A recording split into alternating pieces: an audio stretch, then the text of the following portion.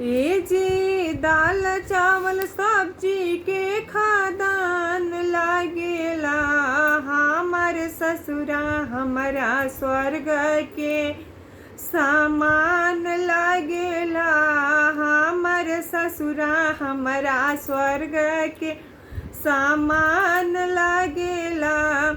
दुआरा पर देखी राजा दशरथ जैसन ससुरा।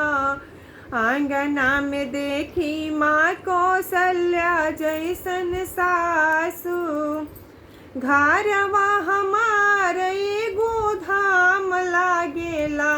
ए जी घरवा हमार एगो धाम लागेला। हमर ससुरा हमरा स्वर्ग के सामान लागेला। हमर ससुरा हमरा स्वर्ग के सामान